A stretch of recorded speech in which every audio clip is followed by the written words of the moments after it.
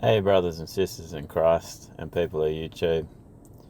It's been a bit of a slow day today. It's nice and sunny though. It's good to be in an air-conditioned cab, that's for sure.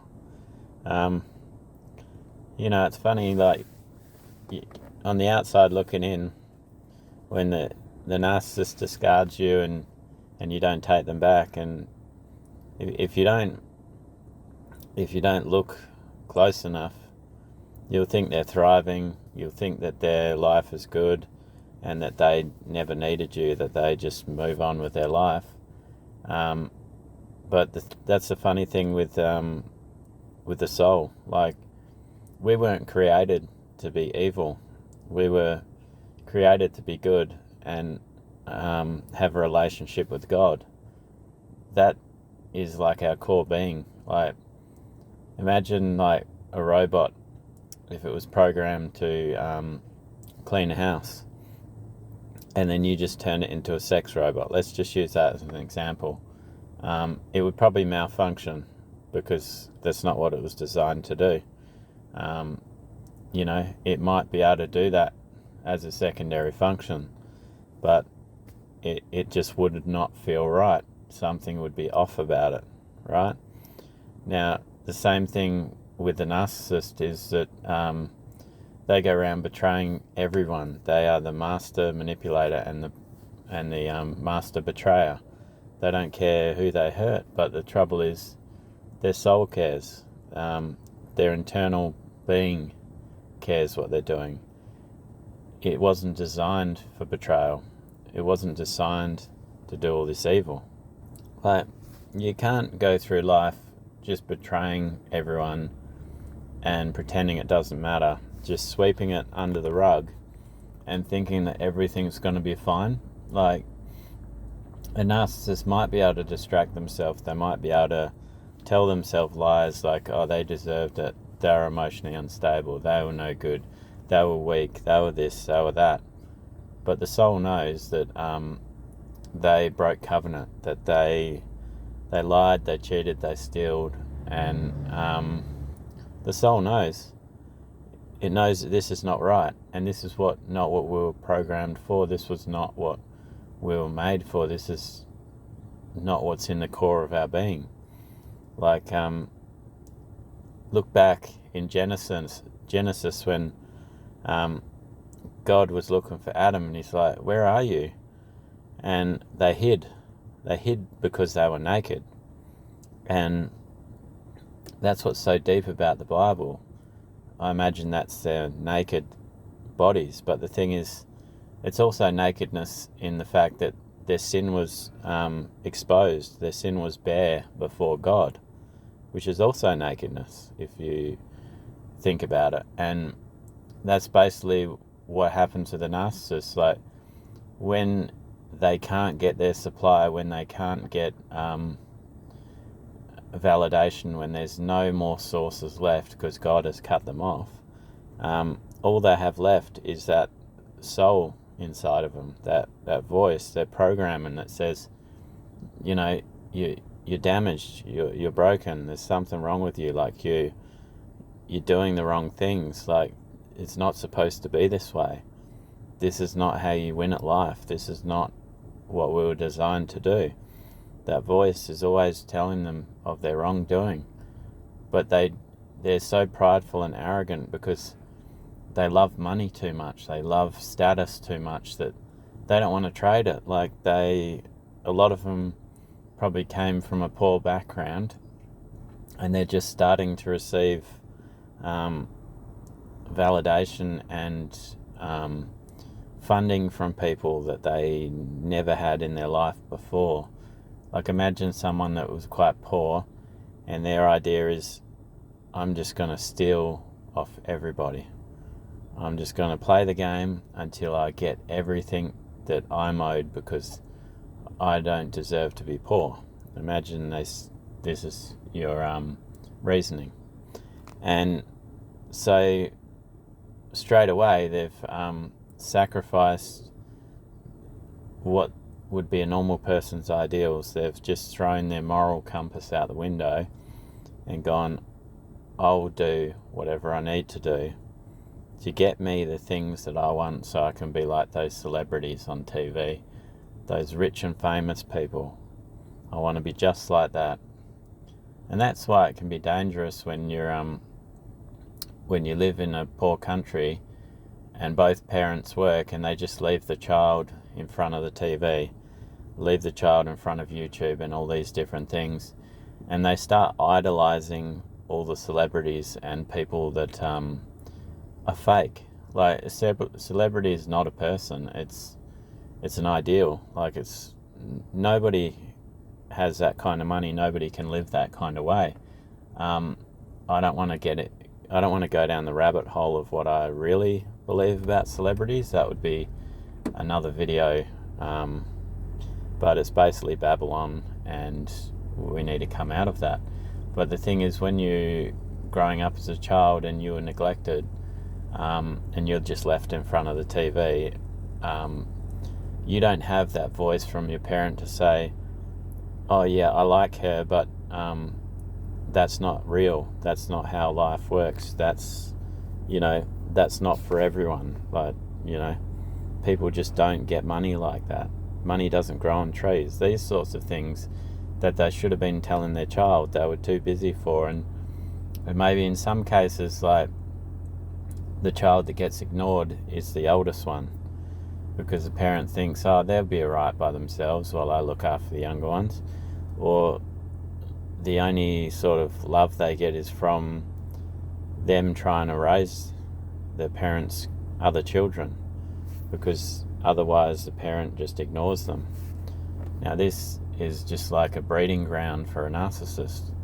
When they're left alone to rationalize their own thoughts and feelings and have nobody to guide them, like a strong parent to guide them, like it says in the Bible that lead your kids in the right way and it won't depart from them. I'm paraphrasing, but basically that.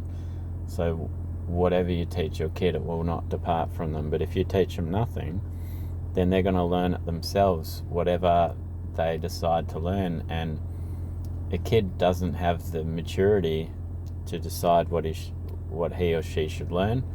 And this is where the narcissists get bred, because they're like, I just want money and power and I don't care how I get it. And that's when the devil comes in the picture and says, well, if you do this and that, you can have all that, and then you're one of my children. But when you're a kid, you don't realize you're talking to the devil. You think, oh, maybe it's just thoughts in my own head. Like I used to think before I was a Christian that all the thoughts I was having in my head were from me, but 95% of them weren't. Like, the brain doesn't work like that. You just don't have all these thoughts bouncing in your head. Most of the time it's just silence. Like you just don't have that many things going on up top like that. But when you're demonized, you've got all these different voices and ideas to do bad things, and that's what the narcissist doesn't realize. Like, mine used to always say, oh, so I talked to myself and I decided this. And it's like, well, hang on a minute, you can't talk to yourself. That's crazy. Like, nobody can talk to themselves. If you got that many voices rattling in your head, then there's something wrong.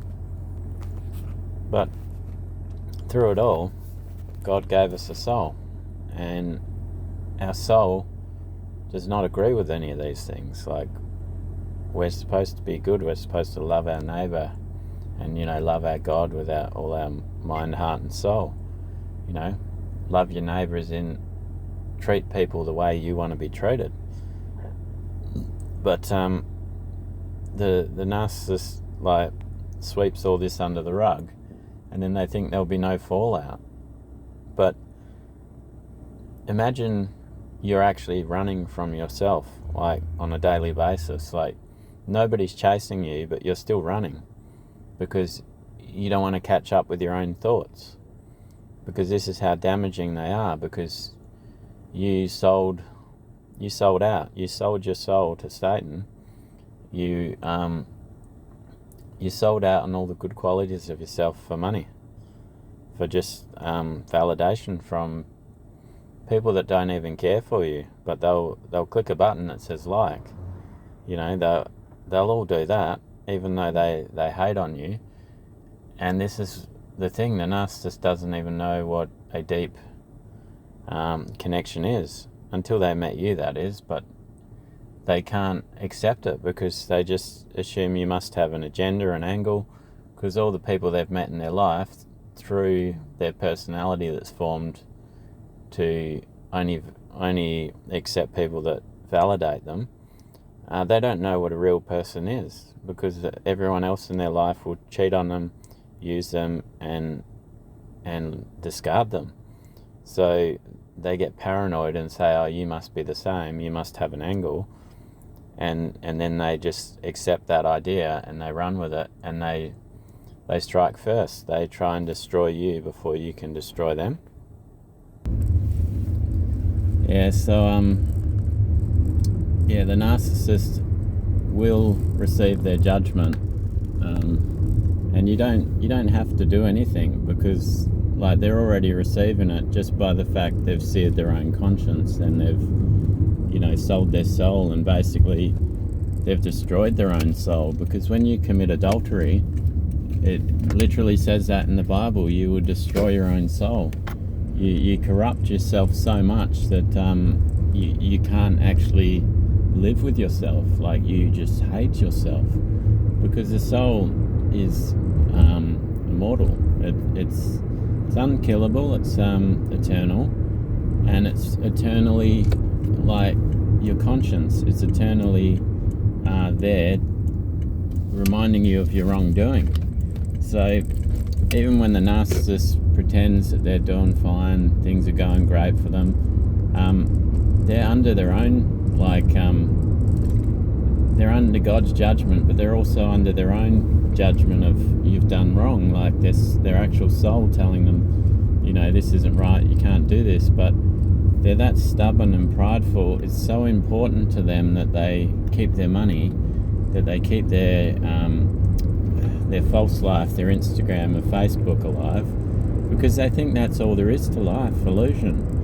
And they don't realise that there's so much more to life than what they operate under. But because of the demons that have basically possessing them, they think that they don't have a voice, that they can't speak up for themselves. But if they cried out to Jesus and asked for forgiveness, he could deliver them from the enemy. But it gets to a point when God gives them over to a reprobate mind. He just goes, look, you chose this, and I've warned you like hundreds and hundreds of times, and you still want to keep doing it. So he just gives them over, and once that happens, I think it's very hard for them to repent, because they fully believe the stories they've been telling themselves. And once you believe all the lies, how are you going to get out of that way of thinking?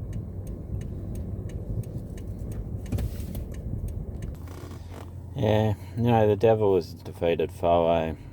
Like, Jesus beat him at the cross. And the same thing with the narcissist. They just hang on forever. They never leave. And they don't realise they're already beaten at their own game. Especially when whole communities just shun them. They realise the truth that this person is a wicked, wicked, evil person. And the funny thing I'm noticing when I speak the truth about my story to people, I've got even young people that know what a master manipulator is. I mean, how sad is that when you run into someone that's 20 years of age and they know what a master manipulator is? That's how bad our world's getting, and how many narcissists are out there, and created through negligence a lot of the time, through the trauma of parents that couldn't be bothered with their children. And I know a lot of people might be offended by this, but if you don't want children, don't have them. If you can't afford condoms in your country, figure something else out, because don't just have children that you're going to neglect and not pour love into, because that is probably the biggest sin that you could do, is having a child and not loving them. And there's a lot of parents out there that are like this, that, you know, it's just a cash grab for them, or it's you know, status for them. They want to keep up with the Joneses. Oh, I've had one kid, may as well have another one, because, you know, Bob down the street and his wife's having some. You know, like, just stuff to talk about. It's you don't have to have kids. God said to go forth and multiply, but that was God's desire. But the thing is, you don't have to. If you can't do it, then don't do it. And life goes on for a long time. So maybe you can't do it now, but then 5 years later you find yourself in another country, you find yourself with more money, more income, more time on your hands, and it's the ideal time for you to have a child. Then have a child then. Don't just rush out and do things that are gonna create narcissists. Like Children of the Corn. Like, I don't know if you ever watched that movie about the kids that were in the cornfields, like murdering people. They were running around with those large scythes, you know. And that's what a narcissist is like. The children of the corn. They never grew up. They swept that under the rug too. They just, when they had a chance to evolve from their trauma and their pain, they chose to double down, hide their pain, and just live as a child for the rest of their life. And that's why there's so many divorces through Asian marriages, because a lot of them, people just accept it and go, oh yeah, the Asians are childish, like they're just immature. It's like, that's not true. Like, it's not immaturity, it's narcissism. It's that they were neglected by their parents, and they chose to neglect other people. They chose to inflict the pain that was dealt onto them onto other people. Let's call it what it is. It's narcissism. And it's not just Asian people, don't get me wrong, but it's just some of their countries, it's going to happen more often because of the price of living and the fact that people are struggling a lot more.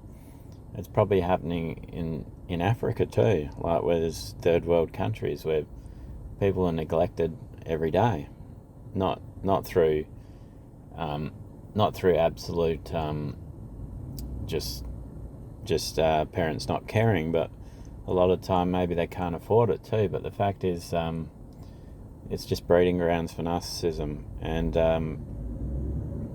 yeah, but the thing is, no matter what happens with the narcissist, they are suffering.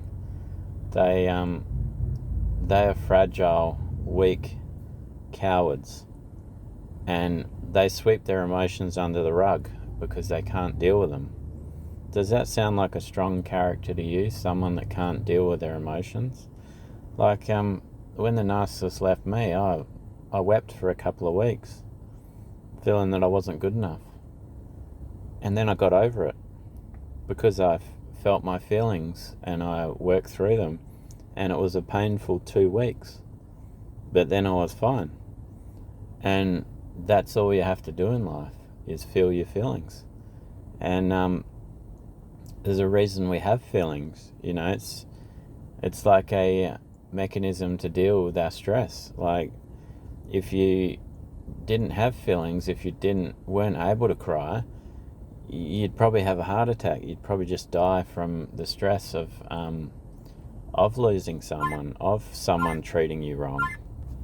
But these narcissists are just weak-willed people that are lazy and don't want to put in the work. And it's not just with their feelings, it's their whole life. It's like, if something's hard for them to do, they don't do it. Like, when they're supposed to move out of a house, they try the hardest to get someone else to do the work for them because they don't want to physically have to do it. And, you know, like, I moved the narcissist's whole house in 2 days, and I had to box up her clothes myself because she had like 4 wardrobes full of clothes, and I had to box things up. I had to put them away neatly by myself because this person just didn't want to deal with it. And then they were chastising me and saying, oh, you shouldn't have put it in like this. And it's like, I didn't see you actually raising a hand to do it, you know what I mean? And this is how they operate. But they're suffering because their own soul is destroying them from them not being authentic, not being a good person. And the devil might trick them for a while and make them think they're living the happy life. But the devil hates us, and eventually he turns on them too, so that illusion goes away and God removes the scales from their eyes and they can see clearly that they have done the wrong thing, and basically the regret, like they never get over it. So yeah, take that to heart, that if you think the narcissist just left you and you're suffering and they're not, they're suffering 10 times worse than you. I guarantee it. And God bless you. Remember, Jesus loves you, I love you, and have a blessed day in Jesus' name.